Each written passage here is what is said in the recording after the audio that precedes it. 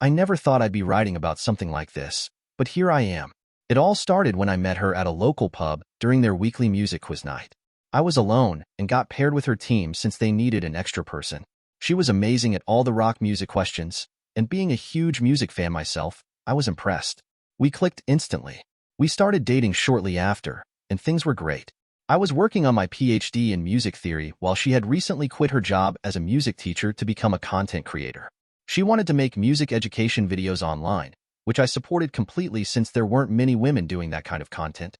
My girlfriend had this close friend from high school who was getting married to her long-term boyfriend. They'd been together since their sophomore year, somehow making it work through different colleges and long distance. When my girlfriend told me about their engagement, I was genuinely happy for them. I'd met them several times, and they seemed perfect together. The wedding day came, and it was beautiful. The bride's family was interesting. Most of them were part of this classic car restoration club. They were intimidating at first, but turned out to be really friendly. I didn't know the couple as well as my girlfriend did, but seeing them exchange vows was touching. Things started feeling off when I saw my girlfriend having what looked like a serious conversation with the groom near the parking area. The bride was busy with her relatives at the time. I wouldn't have thought much about it, but their expressions were too intense for a wedding day. When I asked her about it later in our hotel room, she brushed it off saying he was just having pre-wedding jitters and needed someone to talk to. It made sense, but something felt wrong. She kept checking her phone all evening, and her face would get serious every time. I'm not proud of what I did next, but I checked her phone while she was sleeping. I'd done it twice before when things felt off, but those times I found nothing concerning. This time was different. The messages between her and the groom were there, lots of them from that same day. Reading through their conversation, my stomach dropped. She had gone to his room that morning when she told me she was with the bridesmaids. The messages they exchanged later confirmed what had happened between them. I had to stop reading when my hands started shaking too much to hold the phone. I took screenshots of everything and left the room. I needed air. Walking around the hotel grounds at night, I felt sick, but also relieved. Better to find out now than after marriage. We'd been together for 4 years, and I had been thinking about proposing soon. But now I had a bigger problem. Should I tell the bride? They had just gotten married. Would she want to know, or would she prefer living in ignorance? I didn't know her well enough to guess what she'd want. I could just break up with my girlfriend and keep quiet about what I knew, but that didn't feel right. I spent that whole night thinking about what to do. In the end, I decided that if I was in the bride's position, I'd want to know. Knowledge hurts, but living a lie is worse.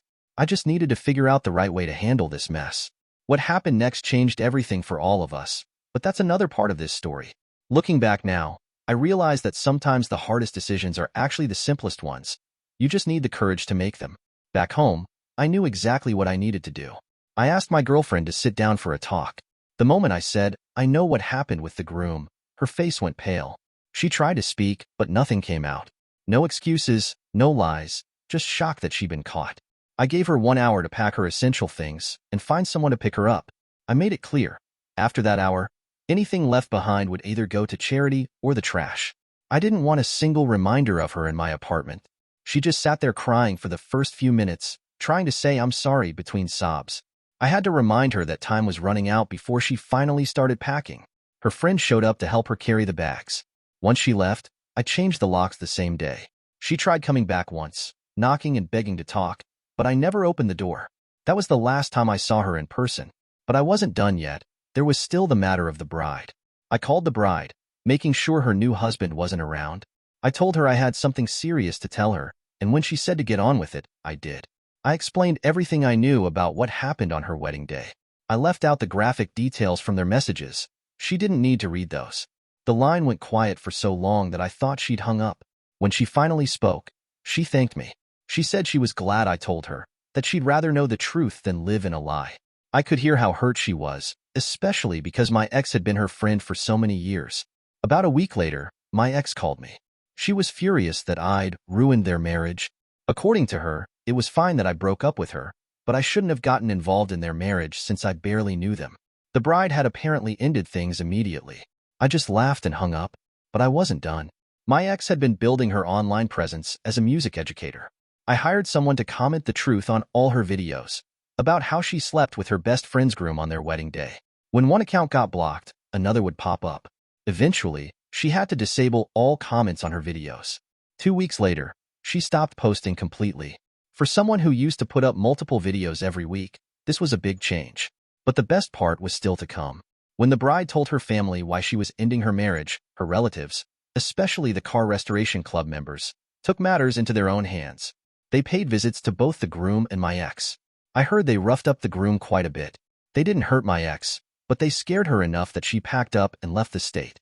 Last I heard, she was staying somewhere far away, too afraid to come back. The irony of her running like a criminal because of her own actions wasn't lost on me. I'd managed to do everything legally, expose the truth, help the bride know what kind of man she married, watched my ex's online career crumble, and got her to leave town. The groom got what he deserved too. Sometimes karma needs a little push, and I was happy to help it along.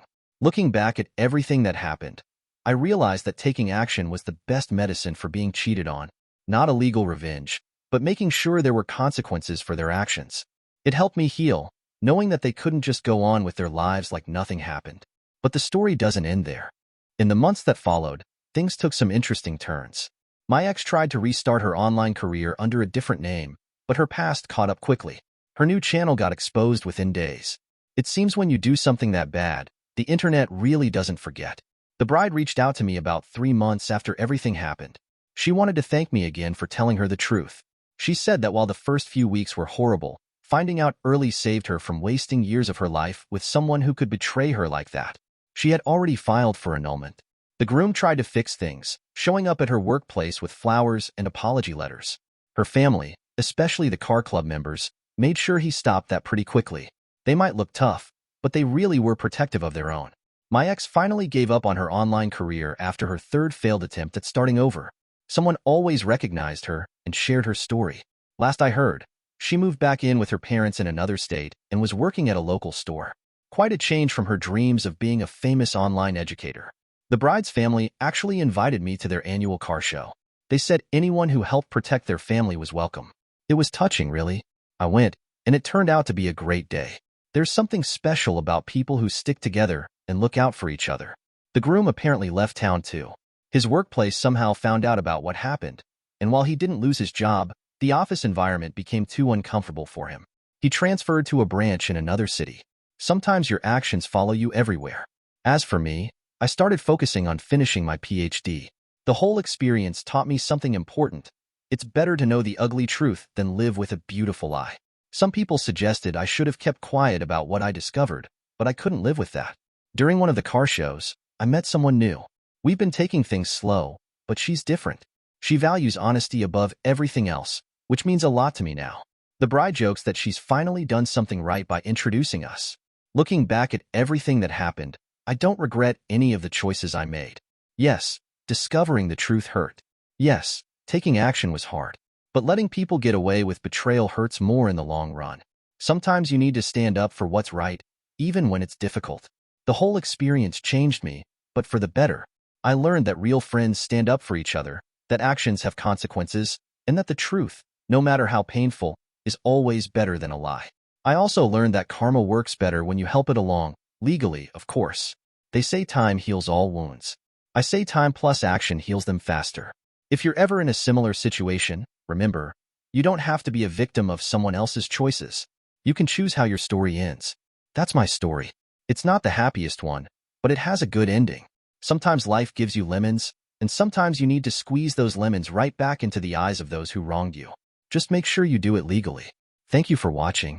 If you enjoyed this story, please hit that subscribe button.